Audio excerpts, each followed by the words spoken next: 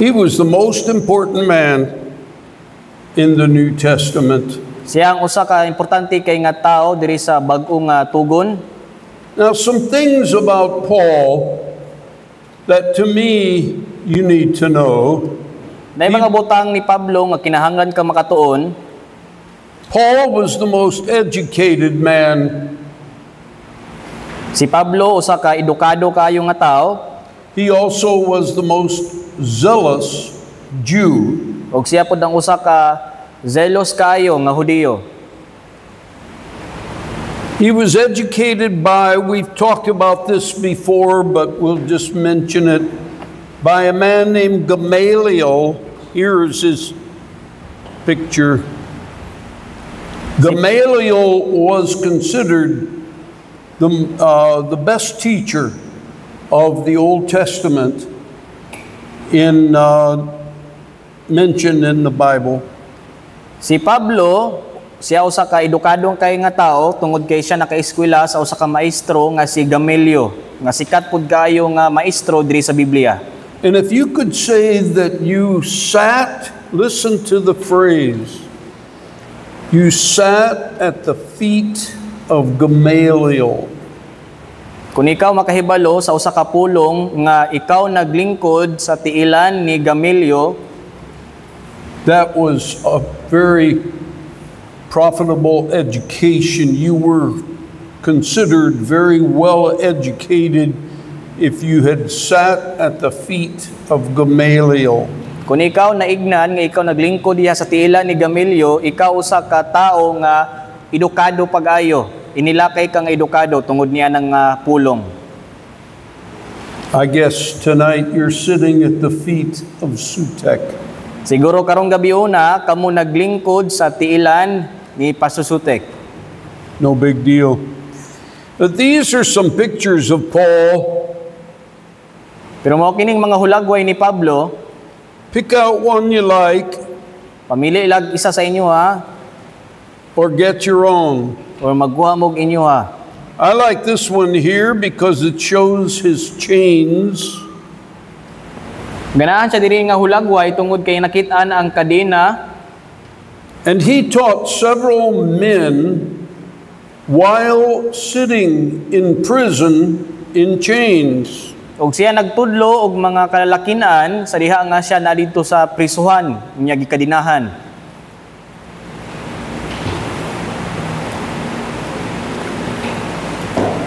Now we'll be in Acts 9 verse by verse, but here's a few verses that tell us about Paul. Maghisgot ta sa matag bersikulo diri sa kapitulo 9, pero naay mga pulong diri sa buhat mahitungod kang Pablo. Acts 22:3, I am verily a man which am a Jew, born of Tarsus, a city in Cilicia,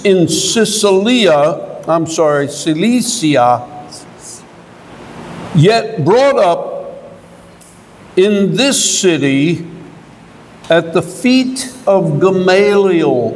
That's what that means. That might be a test question. What does it mean to sit at the seat, at the feet of Gamaliel? It means to be very educated. Siguro mo gawas po ni sa inyong exam, unsa man ang pasabot sa ikaw nagtuon sa tiilan ni Gamaliel, pasabot niya nang ikaw sa kaedukado kay nga tao. Look in verse 3 again. I am verily a man which am a Jew born in Tarsus. We'll learn where that is later on. A city in Cilicia, yet brought up in this city at the feet of Gamaliel, and taught according to the perfect manner of the law of the fathers, and was zealous toward God, as ye all are this day. Now this is Paul's testimony, and we'll study it in great detail when we get to Acts 22. Mao kini ang testimony ni Pablo unya makitan pa gyud nato pag-ayo ang mga lalom niini mga pulong diri sa matag bersikulo. Paul considered his personal testimony as a great tool for witnessing, and yours is the same. Si Pablo, yung ginagamit ang iyang kaugalingon nga testimonyo aron sa paghatag og testimonyo sa uban nga mga tao may tungod sa kaluwasan susama usab sa tua. Nobody in the world has the same testimony as you do. Walay mga tao diri sa kalibutan nga pareha ta og testimonyo susama sa inyuha o sa atua. And Paul, on 3 different occasions, used his personal testimony of salvation as a tool to witness. Unya si Pablo, sa ikatulong nga higayon, yang gigamit niyang kaugalingon nga testimonyo aron sa paghatag og mga pulong mahitungod sa kaluwasan. Now Paul, in 1 Corinthians 15:8 there, Paul writes, "And last of all, he was seen of me also." We'll talk about that tonight. "As of one born out of due time." Watch it, verse 9. "For I am the least of the apostles, that am not meet to be called an apostle, because I persecuted the church of God. But by the grace of God I am what I am, and his grace which was bestowed upon me was not in vain. But I labored more abundantly than they all, yet not I, but the grace of God which was in me." Now there's a lot of good preaching there if you're a preacher. Diri sa unang Korinto 15 bersikulo 8 hangtod sa 10 gigamit ni Pablo ang iyaha nga testimonyo ug daghan kaayo mga bersikulo dinhi nga magamit nimo sa pagwali. He says he saw Jesus Christ. We preached about that last week. Ingon siya nga nakita niya si Ginoong Hesukristo ug iyan ang giwali katong miaging semana. I've seen Jesus Christ. Iya pong nakita si Ginoong Hesukristo. I didn't see his face and I didn't see his body, but I saw his image in the Bible. Wala siya nakita sa iyang naong o sa iyang panagway, pero nakita siya kang Ginoong Hesukristo diri sa Biblia. And my heart saw his plan of salvation in the Bible, and I got saved. Ug pinaagi siyang kasing-kasing ug kaluwasan nga nadiri sa Biblia, siya naluwas. And Paul says, I really don't deserve to be called an apostle because I persecuted the church of God. Unya si Pablo gaingon nga dili daw siya bagay nga istoryahon nga apostoles ni Ginoong Hesukristo tungod kay siya pud ang nagalutos kaniadto sa mga Kristohanon. And we'll study that tonight as well. Ug ato po nang tunan karon gabi una, there's a lot of sins that you can commit. But to cause problems in the church of God is one of the most dangerous. Daghan kay kag sala ang mabuhat diri sa kalibutan, pero kung ikaw magbuhat og sala nga makaguba diri simbahan, murag dako-dako gid kay imong problema. Because the church is Jesus Christ's bride. Now, you can come and mess with me and push me around and cause me troubles. But if you want to see me fight, just go over and touch Ma'am Robin. Kaya ang simbahan, usa ka na siya kahulagway or pangasaw-unon ni Ginoong Hesukristo. For example, ni Pasusute, kung ganahan ka makig-away sa iyaha, murag na jud kay makitaan nga si Ma'am Robin. And that's what Paul did. So he considers himself having done a great crime against God. So he feels like he's not really qualified to be an apostle. Ug mo po nang gingon ni Pablo nga siya dili daw kinahanglan or qualified ba daw siya nga istoryahan siya mahimong apostoles ni Ginoong Hesukristo. But we understand also that the blood of Jesus Christ cleanseth us from all sin. Pero kita po nakasabot nga ang dugo ni Ginoong Hesukristo makahinlo sa tanan natong mga sala. Now Paul then says that probably because he caused the church trouble, probably He labored more than the other apostles. He worked harder.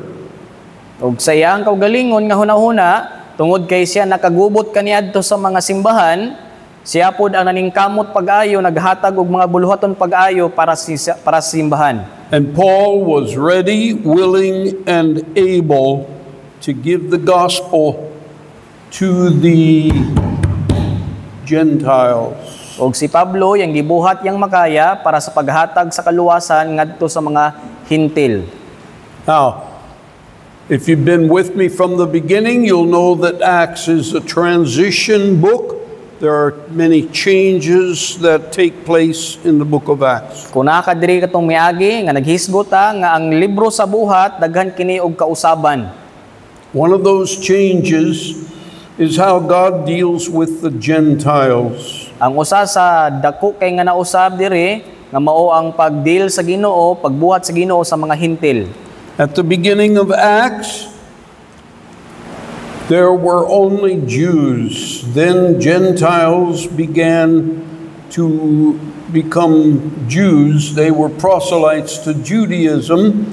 Then they got saved themselves and baptized.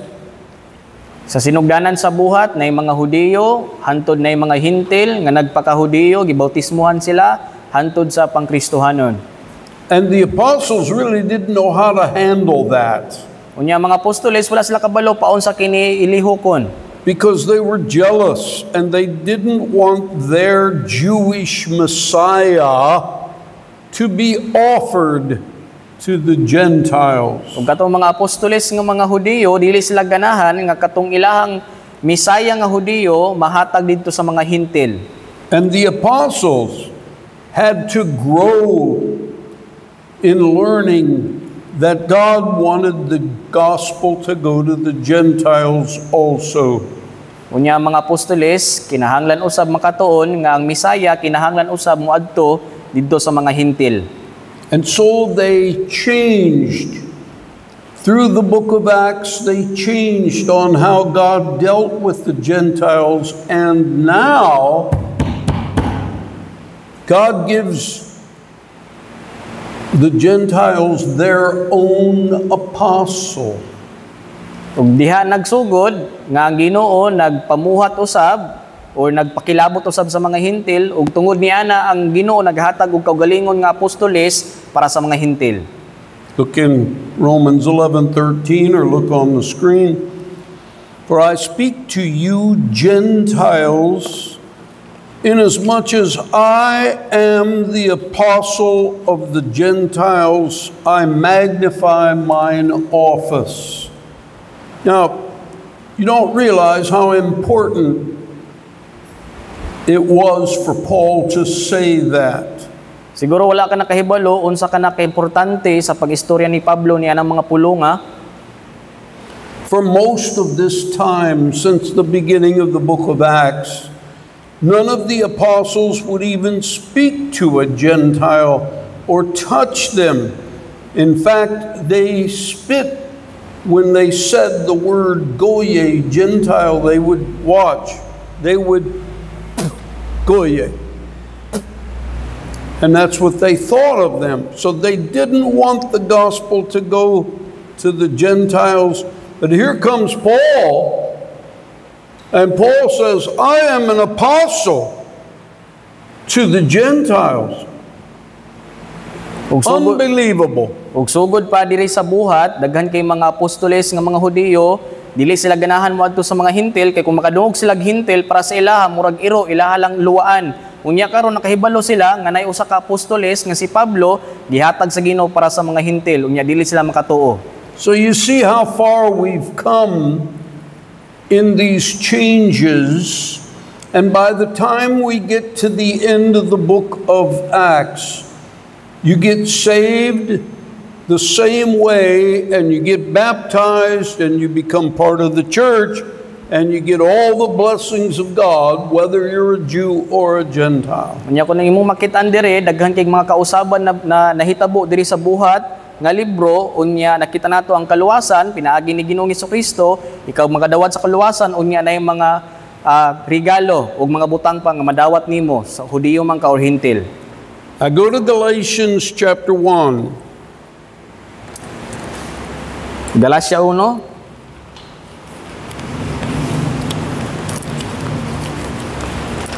Here's what happened to Paul.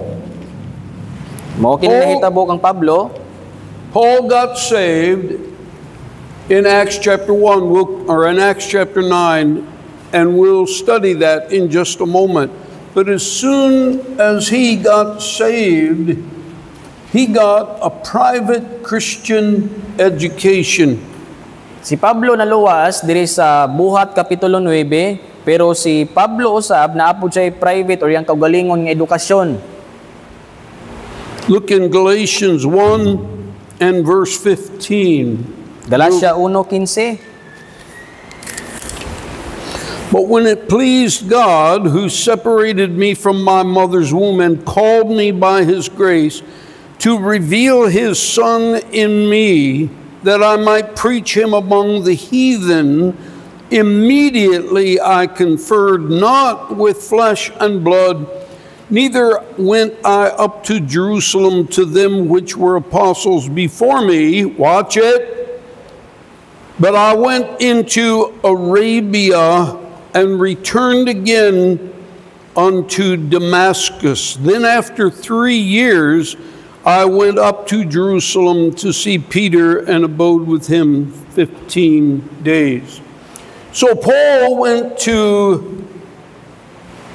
Arabia Bible College. That's half a joke, half not a joke. Si Pablo miadto dito sa Arabia Bible College, tunga-tunga niya na murag katawanan pero tunga-tunga murag tinuod. But it might be a test question. Pero siguro mahimo po ng test question ninyo. All right, go back to Acts chapter 9. Buhat 9. Now, Paul was given revelation, not the book. He was given revelation, a revealing of doctrine beyond what the other disciples had been given. God showed things to Paul he didn't show to the other apostles. Ug atong makitan diri sa buhat nga ang Ginoo naghatag og pagpadayag or pakig-istorya di kang Pablo nya gistoryahan siya mga doktrina nga gihatag sa iyaha nga wala gihatag sa uban nga apostoles. Like spiritual circumcision, susama sa pagtuli sa espirituhanon, and which confirms eternal security. Unya atong makitaan diha ang seguridad sa eternity or sa eternity. Also the rapture. Unya ang sakgaw. You wouldn't know much about the rapture if God had not shown Paul. Wala kay mahibaluan sa sakgaw kung wala gihatag kang Pablo. He also showed Paul the warfare between the flesh and the spirit. Unya dili po ka makahibalo sa pakig-away sa atong espirituhanon ug sa ato ang unodnon kung wala giistoryahan siya ni Pablo. Paul wrote 13 books in the New Testament. Si Pablo nakasulat og 13 ka libro diri sa Bagong nga Tugon. And Paul was an example because he couldn't be stopped. Unya si Pablo usa ka ehemplo sa atoa kay dili siya mapugngan. God gave Paul a special trip to heaven before he died, and once he got a glimpse of heaven, he wanted to go there, and he didn't care what happened to him on this earth. Og si Pablo usab, siya lamang usa ka tawo nga gitagaan og special nga trip nga siya makadto dito sa langit, sa dili pa siya mamatay. Unya mibalik siya diri sa kalibutan, nakakita siya gamay nga parte sa langit. Unya tungod niya na di na siya mapugnan sa pagwali. Philippians 1:23 there is very important. For I am in a strait betwixt two, having a desire to depart and to be with Christ, which is far better. In other words, he said, after he saw heaven, he said, man, I want to go. This place is a dump. why would you want to stay here on this earth? Man, you just get one glimpse of heaven, and I want to go. But I know, it's more important for me to stay here and teach you. Sa Philippians 1:23, pasabot ni Pablo nga nganong ganahan man ka magpuyo diri sa kalibutan nga puros ra man ni mga butang sa basura nga nakita sa langit nga ikadyot ra ganito nya ganahan kay sa magpuyo dito sa langit uban ang Ginoo. Pero naman siya dako kayo nga rason nga nganong pabalik sa kalibutan busa siya mibalik. Now look in Acts chapter 9 and verse 1. And Saul, yet breathing out threatenings and slaughter against the disciples of the Lord, went unto the high priest and desired of him letters to Damascus, to the synagogues, that if he found any of this way, whether they were men or women, he might bring them bound unto Jerusalem. So Paul, you must know that before he's saved, his name is Saul. After he's saved, God changed it to Paul. You must know that. Now, there is a Saul in the Old Testament, which was a bad king, but they're not the same. Kinahanglan nga ikaw makahibalo nga sa wala pa naluwas si Pablo, ang niyang pangalan si Saulo. Unya sa diha nga siya naluwas, yung pangalan gihimong Pablo. Unya hibaluan pud nato nga diri sa karaan nga tugon naapoy sa kahari nga dili maayo nga ehemplo gipanganlan pud siya og Saulo. Saul was zealous for unrighteousness, and he was against the things of the Lord. Si Saulo usa ka masibot unya dili siya ganahan sa mga butang nga iya sa Dios. If you ever heard the names of Hitler and Stalin, they were enemies of God, killed many Christians and many Jews. And Saul was like that before he got saved. Kung ikaw nakadungog sa pangalan nga Stalin o si Hitler, daghan kay sila mga pangpatay nga Kristohanon ug mga Hudiyo, ingana usab si Saulo sa diha nga wala pa siya naluwas. It's amazing how salvation will change your life. Usa ka nindot kaayo nga paunsa usbon sa kaluwasan ang imuhang kinabuhi. He was wise to do evil, the Bible says. Siya usa ka maalamon sa pagbuhat og dautan, ang Biblia gaingon. And he was the opposite of what he wrote in Romans 16:19. Ug siya ang kabaliktaran sa iyang gisulat diri sa Roma 18:19. He said there, "For your obedience has come abroad unto all men. I am glad therefore on your behalf, but yet I would have you wise unto that which is good and simple concerning evil." Tremendous verse there. Usa ka nindot kay nga bersikulo.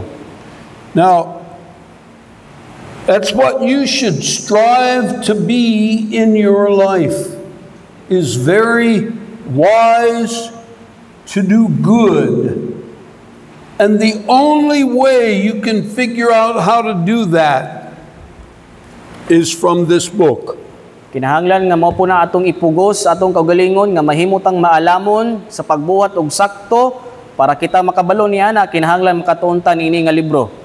And as far as sin and evil, it would be best if you were totally ignorant. Now, you're probably far from ignorant already, but it would be best if you didn't know anything about how to sin.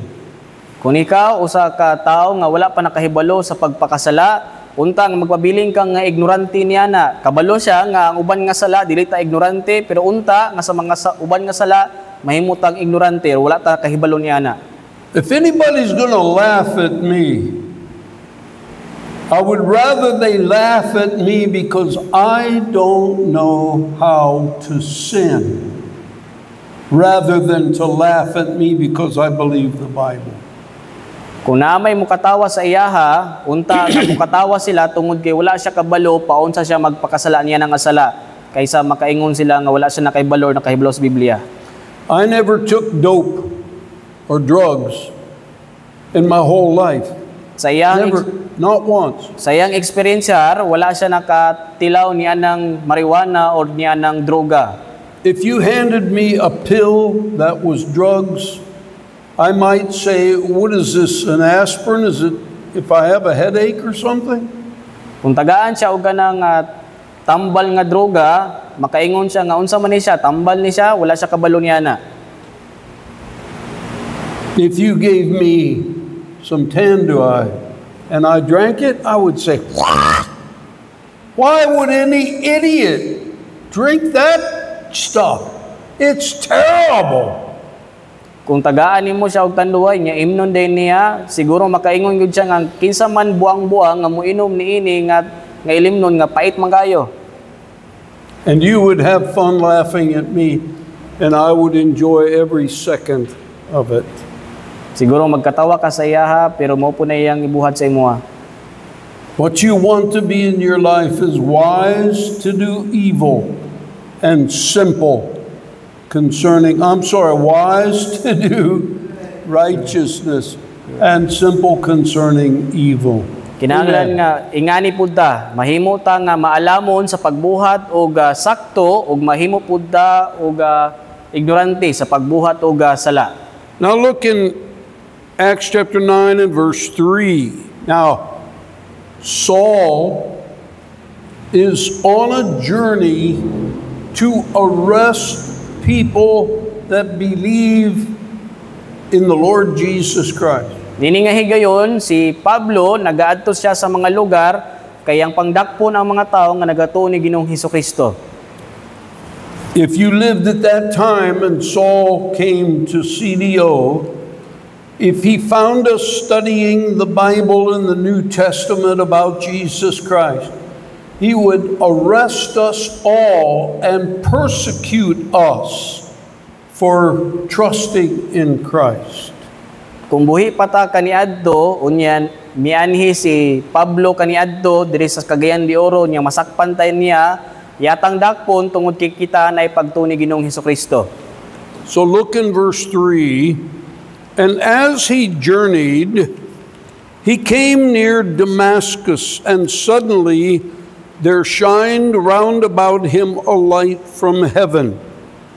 And he fell to the earth and heard a voice saying unto him, Saul, Saul, why persecutest thou me? Now, if you're here tonight and you're saved, you cannot try to compare your testimony of salvation to what happened to Paul. Kung ikaw na karong gabi una, nga ikaw luwas, ang imo ang testimonyo dili maikumpara sa testimonyo ni Pablo.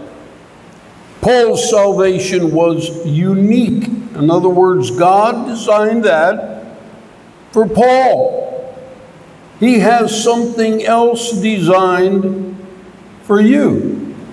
Ang testimonyo ni Pablo pinasahi, lahi po na iyahang testimonyo kay gi-design po na sa Ginoo para lahi sa iyaha ug lahi usab ang imuha. When I got saved, I was in a church on Sunday morning. Sa diha nga siya naluwas, naa siya dito sa simbahan Domingong dako.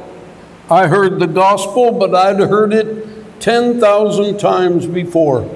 Nakadungog siya sa maayong balita, pero nakadungog na siya niana ikadaghan ng higayon. God spoke to my heart. I left my pew and I went down an aisle and went to the altar. Someone came, took a Bible, showed me the plan of salvation. I called upon the name of the Lord, and I got saved in October of 1963. Yan ang higayon, naglingkod siya, gitandog ang niyang kasing-kasing sa Ginoo, mitindog siya, miyani sa altar, naitaw nga dala og Biblia, o niya gigiya siya, mahitungod sa kaluwasan, midawat siya, mituo siya ni Ginoong Hesukristo, o niya nga panahon na hinumdum pa siya sa October 3, 1963. But the Bible says, "For whosoever shall call upon the name of the Lord shall be saved." I called upon the name of the Lord. I got saved. And I'm as saved today as I was that day, and I'm just as saved as Paul. Niya na nga panahon, mingon ang pulong sa Ginoo, si bisan kinsa ang nagatawag sa ngalan sa Dios, siya maluwas, ug niya nagtawag sa ngalan sa Ginoo, siya naluwas, siya luwas karon, susama kaniadto nga nagaampo siya. I'll look in verse 4, Acts 9:4. And he fell to the earth. Stop. Some churches teach that Saul was riding a horse, and when he saw the light, he fell off the horse and fell to the earth. Nayuban simbahan gaingon nga nagsakay si Pablo og kanang kabayo unya sa pagkakita niya sa kahayag siya na hagba diya sa kabayo. I want you to notice something, that it doesn't say horse. Pero atong tanawon diri sa Biblia walay kabayo gingon. I just want you to beware that people sometimes add to the Word of God, and it's not right. Gusto lang siyang magpahibalo nga nay mga tao gusto mudugang sa pulong sa Ginoo unya kana dili maayo. Whether Saul was on a horse or whether he was not on a horse doesn't matter. What matters is the Bible doesn't tell you. Kung naman siya sa kabayo or wala man siya sa kabayo, wala siya labot niya na, pero ang gingon sa Biblia, mao kana. Verse 4, and he fell to the earth and heard a voice saying unto him, Saul, Saul, why persecutest thou, watch it, me? The voice said, why are you persecuting me? Who's talking? Ang Biblia gaingon, ang bersikulo gaingon, nganong ginalutos mo ako? Kinsa man ang nagistorya? Who's talking? Kinsa man nagistorya niya nga bersikulo? Look in verse 5. And he said, who art thou, Lord? And the Lord said, I am Jesus. Jesus is talking, and he said, Paul or Saul, why are you persecuting me? This is important. Sa bersikulo 5, ang tingog nga mao si Ginoong Hesukristo gaingon, nganong ginalutos mo ako? In verses 1 and 2, Saul was persecuting the people in the church, and the people in the church are the church. Kung atong tanawon diri sa bersikulo 1 ug 2, si Saulo yang ginalutos ang simbahan or mga Kristohanon. But in 5, Jesus said, you're persecuting me. And you know what? The Bible says when a man and a woman come together in marriage, they are one flesh. Unya sa bersikulo 5, gaingon ang Biblia nga si Ginoong Hesukristo daw tong yang ginalutos. Kung atong tanawon sa Biblia, kung ang adunay usa ka tawo nga nagminyo, kaning babae lalaki magminyo, silang duha pag sadya nga sila nagminyo, sila nahimong usa.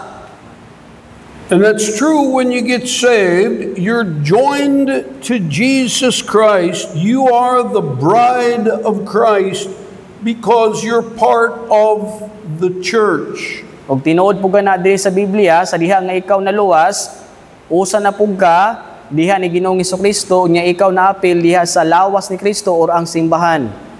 So be careful how you treat the church. Busa pagbantay, paunsa nimo tratuhon ang simbahan.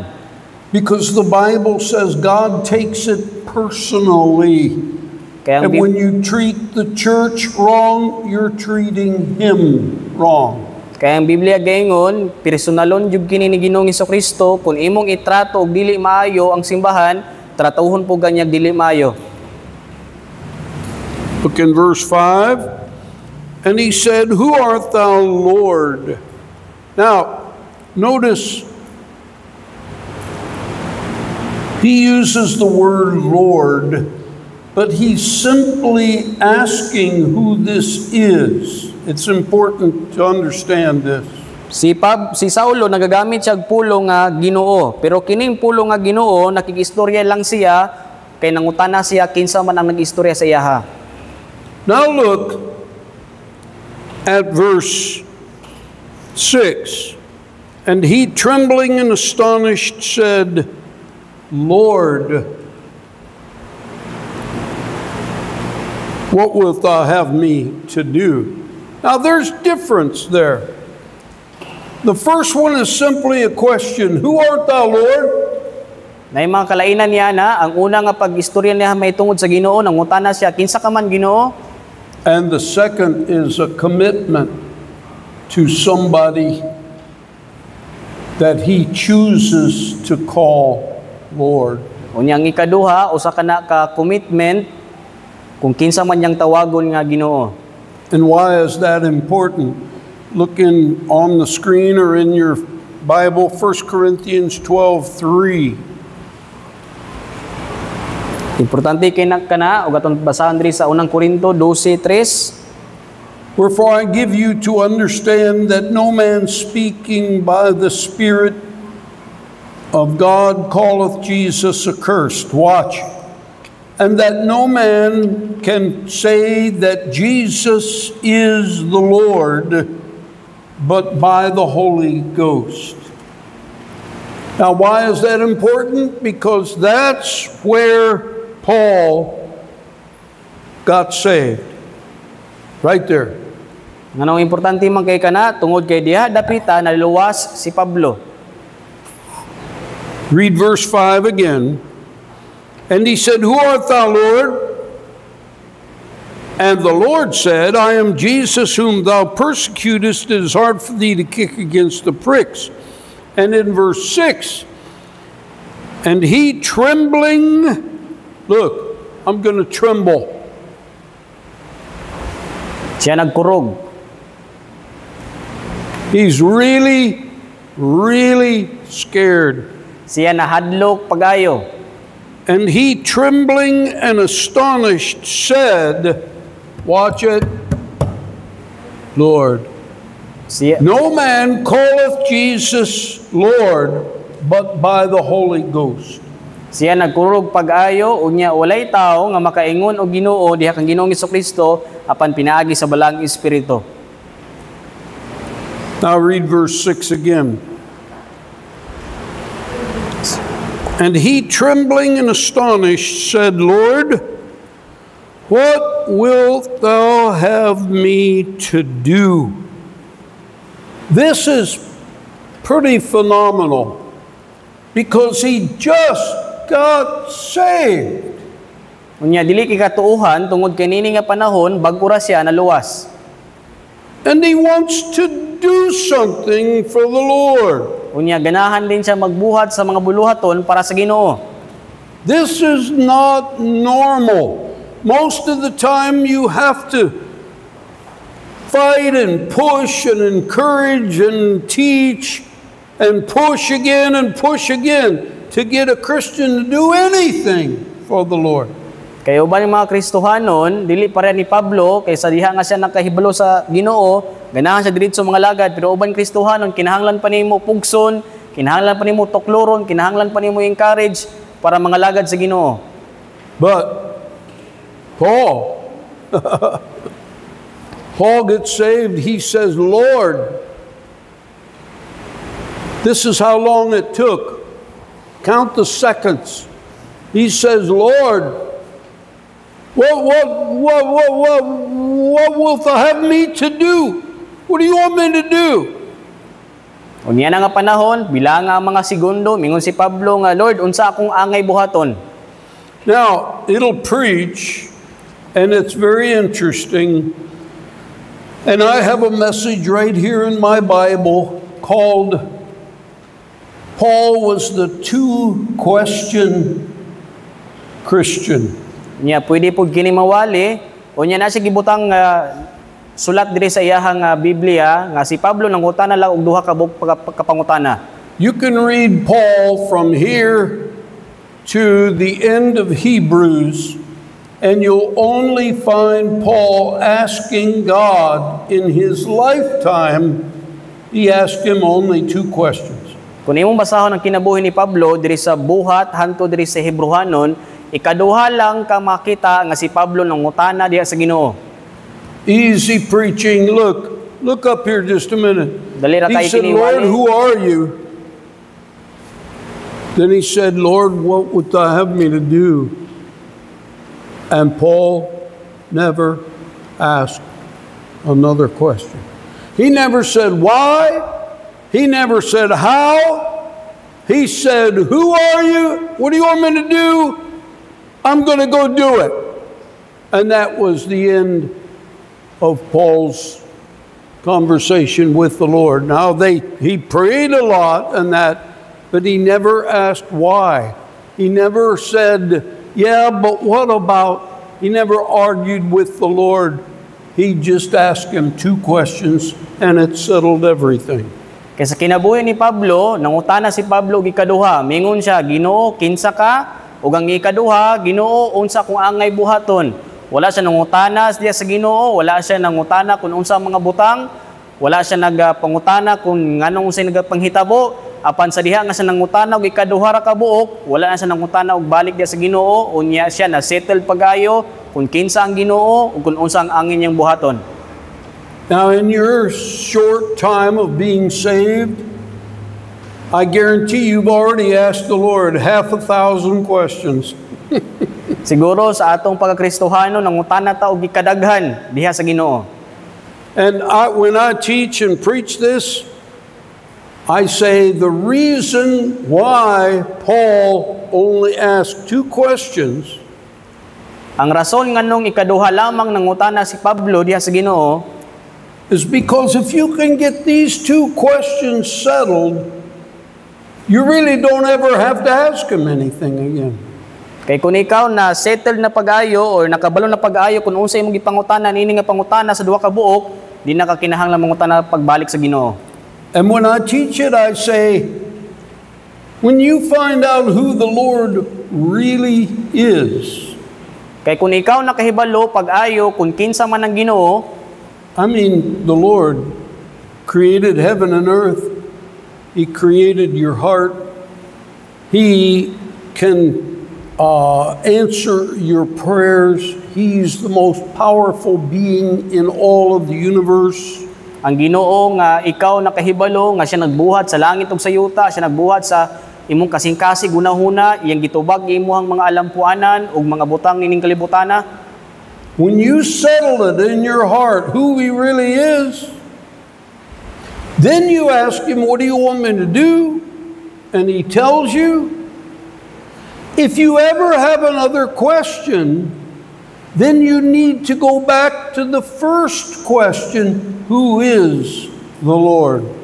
Unya pag mahuman ka sa unang pangutana kinsa man ang Ginoo, nya na makahibalo na kaniini, mangutana pud kag ikaduha, Ginoo unsang angay na kong buhaton. Kung mangutana ka og ikatulo sa imong kinabuhi, kinahanglan mangutana ka og balik nga pangutana katong primero nga pangutana. Because you probably really don't understand who He really is. Kay siguro wala ka nakahibalo kung kinsa man ang Ginoo. He said He can do anything. He said you can do anything He points you to. He said He would supply all your need. If you know who He really is, just go do it. Simple as that. Ang Ginoo makabuhat sa mga imposibleng mga butang. Kung naa siya isugo sa imuha, ikaw makabuhat niini pinaagi sa iyaha. This should be the proper Christian life and on how to deal with God. Mao kini ang proper nga pangkristohanon paunsa man kang mag-deal sa Ginoo. Paul says, Lord, what wilt thou have me to do? Mingon si Pablo, Ginoo, unsa akong angay buhaton? Now the new versions take out Lord. Just like last Wednesday we studied Acts 8:37 and they took that verse out completely. Why? Niaging mga simana na yung mga bersikulo nga atong gitan-aw, sa uban nga mga Biblia gipangkuhaan og mga bersikulo ngano kaha. And here they take out Lord. You know what they did? They took out Paul's salvation. Diri nga bersikulo sa uban nga Biblia gikuha ang pulong nga Ginoo, gikuhaan siya og kaluwasan.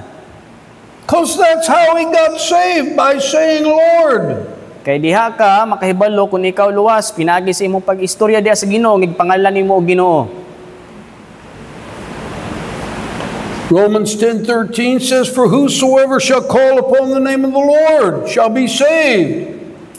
And in Paul's case, they took that out.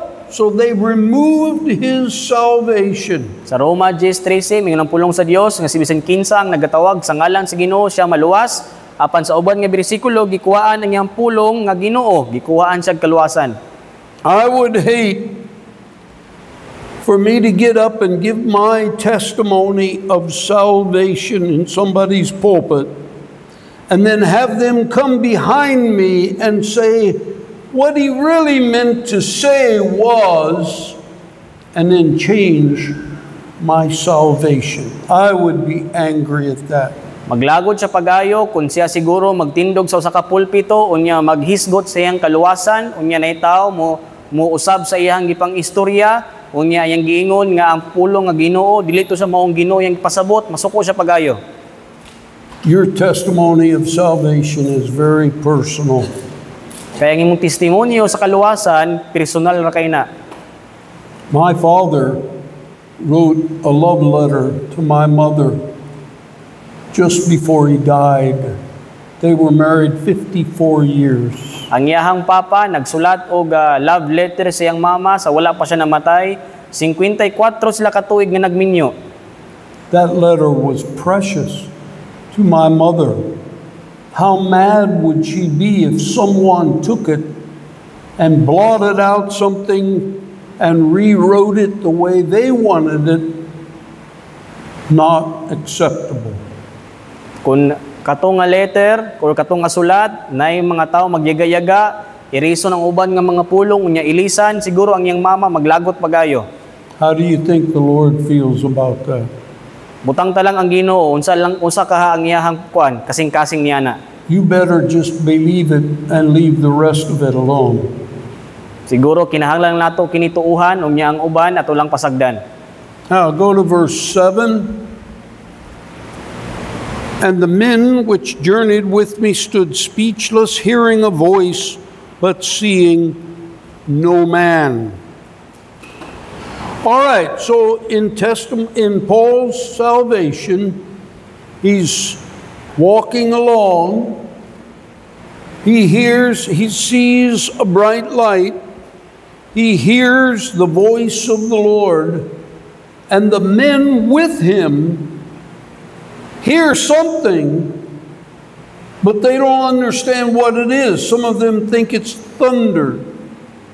Si Pablo sa diha nga siya nakadungog sa usa ka kusog nga tingog unya nakakita siya grabe kadako nga kahayag siya natumba diha sa yuta unya ang mga tawo ngayang kauban wala nakasabot kung unsa ilang dungog kaya ang ilang nadungog daw susama sa dalugdog.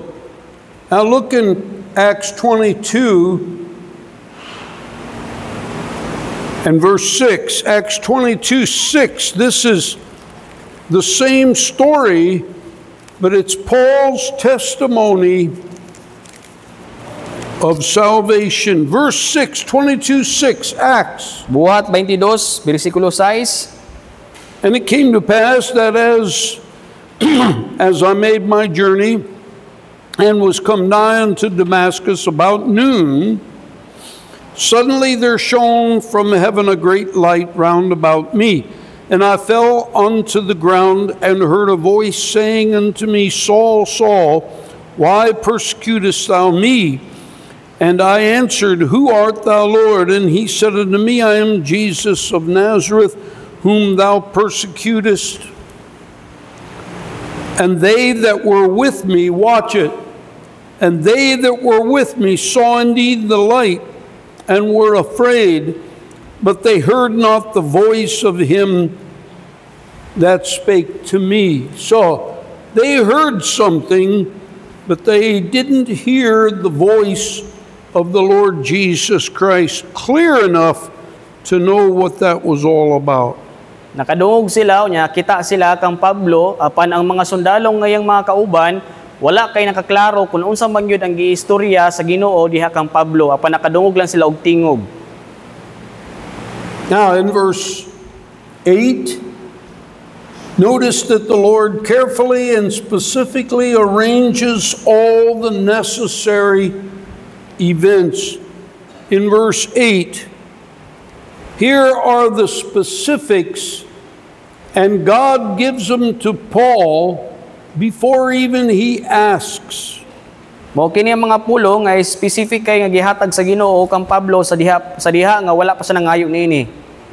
Verse 8, and Saul arose from the earth, and when his eyes were open, he saw no man, but they led him by the hand and brought him into Damascus. And he was 3 days without sight, and neither did eat nor drink. Now you just read that, pass right over it. I dare you to try it. Kung imo nang basahon, siguro sa imong pananaw, sa imong pagbasa, imora ng labyan. Don't eat and don't drink for 3 days. Dili ka mo kaon o dili ka mo inom sulod sa 3 ka adlaw. It'd be hard enough for some of you to go 3 hours. Siguro lisod kayo sa atuwa nga dili mo inom o kaon sa 3 ka oras. Look in verse 10. Bersikulo 10. And there was a certain disciple at Damascus named Ananias, and to him said the Lord in a vision, Ananias, and he said, Behold, I am here, Lord. And the Lord said unto him, Arise and go into the street which is called Straight. That's the name of the street. It's still there in Damascus today. Kana mga pulong na pagyapon na hantod karon sa Damascus. It's a big Catholic tourist attraction. And inquire in the house of Judas for one called Saul of Tarsus. For behold, he prayeth, and hath seen in a vision a man named Ananias coming in and putting his hand on him that he might receive his sight. So all the circumstances are given to Paul, which way to go, who to see, what to say. It's all detailed. Tanan yang ipangbuhat ni Pablo, tanan nga yang pagalakwon o tanan nga yang makitaan nakabutang ng diha. Notice that Ananias is fearful, but God overcomes that fear and he obeys. Kung atong tanawon si Ananias, siya mahadlokon, apan ang Ginoo nagtabang kang Ananias, unya si Ananias misunod. There may be many times for you that you're fearful to do what the Lord tells you to do. Siguro ikapila nga higayon nga kita nahadlok tungod sa mga gipangsugo sa Ginoo sa tuwa. But courage is the reward for obedience. Write that down. Courage is the reward for obedience. Ang courage, mao kana siya ang reward sa ato ang pagtuman. And fear of anything but God is a sin. Unya ang kahadlok sa uban nga mga butang apan sa Ginoo. And look in sala. verse 15. But the Lord said unto him, Go thy way. Now watch it. God talking, speaking to Ananias about Paul. Verse 15. But the Lord said unto him, Go thy way, for he, Paul, is a chosen vessel unto me to bear my name before the Gentiles and kings and the children of Israel. Now, that verse is important. Mark it, because you'll need to refer to it later on in the book of Acts many times. Kana nga bersikulo, timan-i ka na, kaya ato nang balik-balikon diri sa buhat. Now, Paul was a chosen vessel by God to give the gospel to kings, Gentiles, and Jews. Si Pablo usa ka pinili nga panudlanan nga magahatag sa kaluwasan nga pulong sa hari, sa Hintil ug sa mga Hudiyo. Now, can you imagine if you went to Manila and God told you to give the gospel to President Marcos? Think about it. Butang ta lang kung ikaw gipaadtog Manila unya ikaw gisugo nga maghatag og kaluwasan kang Presidente Marcos. How difficult would it be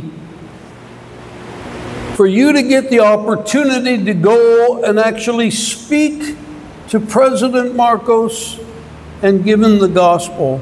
Tanaw lang nato kung unsa kadako ka imposible para lang ikaw makaistorya sa kaluwasan kang Presidente Marcos.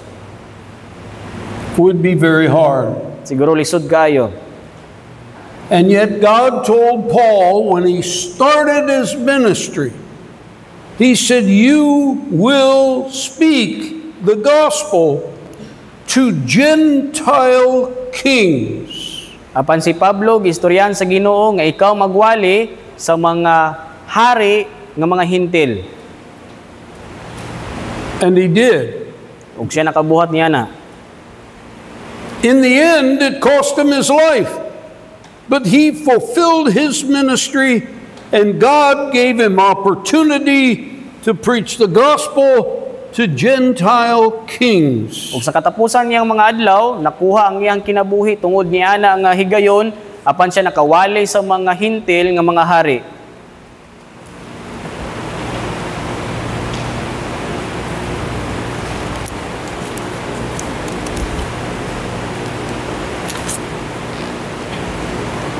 David said, "I will speak your word before kings." Look in Psalm 119. Psalm 119. Si David gaingon nga akong iistorya ang imong pulong sa mga hari. Salmo 119. Go there, Psalm 119. It's not in my notes, it's not on the screen. Go to Psalm 119 and look in verse 46. King David said, "I will speak of thy testimonies also before kings and will not be ashamed." Salmo 119, versikulo 46. Would you? Ikaw makabuhat baka?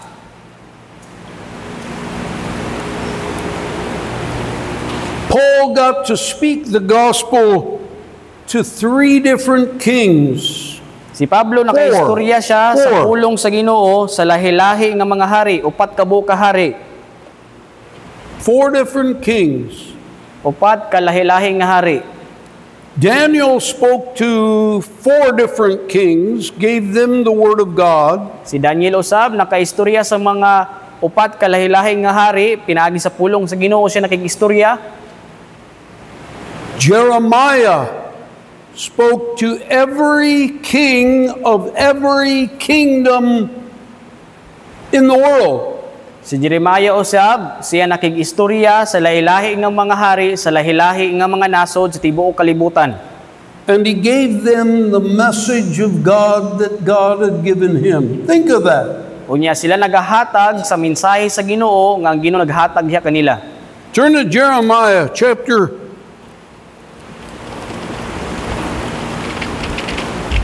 25. Jeremiah chapter, it's either 15 or 25.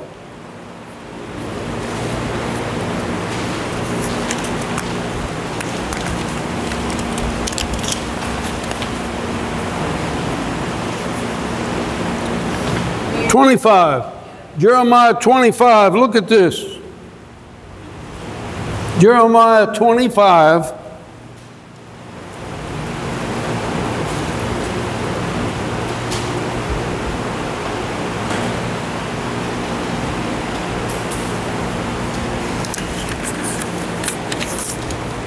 And verse 15. Jeremiah 25, versikulo 15. Jeremiah 25:15. For thus saith the Lord God of Israel unto me, take the wine cup of this fury in my hand, and cause all the nations to whom I send thee to drink it. And they shall drink and be moved and be mad, because of the sword that I will send among them. Then took I the cup at the Lord's hand, and made all the nations to drink unto whom the Lord had sent me. Watch it, just watch it. To wit, Jerusalem, the cities of Judah, the kings thereof, the princes thereof, to make them a desolation and astonishment and a hissing and a curse, as it is this day. Pharaoh, king of Egypt, his servants, his princes, his people, all the mingled people, and all the kings of the land of Uz, and all the kings of the land of the Philistines, Ashkelon, Azza, Ekron, the remnant of Ashdod, Edom, Moab, children of Ammon, all the kings of Tyrus, all the kings of Zidon, the kings of the isles which are beyond the sea, Dedan, Teman, Buz, all that are in the utmost corners, all of the kings of Arabia, all the kings of the mingled people that dwell in the desert, all the kings of Zimri, all the kings of Elam, all the kings of the Medes, all the kings of the north, far and near, one with another, and watch it, and all the kingdoms of the world which are upon the face of the earth, and the king of Shishak shall drink after them. Who's the most traveled man in the Bible? The answer is Jeremiah. And he went and preached the message that God gave him to every kingdom upon the face of the earth. Si Jeremiah nakigistorya sa matag hari ug sa mataging harian sa tibuok kalibutan, unya nakigistorya siya sa mga pulong sa Ginoo nga ginughatag ya kaniya. And if there was a kingdom in the Philippines, he came here and preached too. Kung kaniadto sa kinabuhi ni Jeremiah nanay gingharian sa Pilipinas, nakaabot pod si Jeremiah diri sa Pilipinas kaniadto. How did he travel? Paunsa man siya nakaanhi dinhi?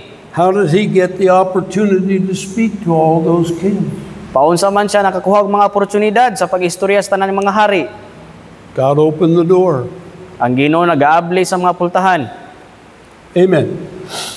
Paul, in his original calling, he was told he would preach to kings, Gentile kings, and Jews. Si Pablo sa iyang kaugalingon nga pagtawag sa Ginoo, siya gitawag aron sa pagwali sa mga hari, sa mga hintil ug mga hari sa mga Hudiyo. And he did. Ug siya nakabuhat niini. Any questions? Any mga discussion? Anything you don't understand? Na kay wala nasabtan, ay mga pangutana. Okay. Yeah. I won't have my class tomorrow night, but we have class Friday night, okay? And you don't have a test this Friday and next Friday. Got that? Walay klase ugma. Sa Friday na inyong klase, walay klase ugma. Unya dili mo mag-test karong Friday, sunod Friday na. All right. Brother Reynolds, please dismiss us in prayer.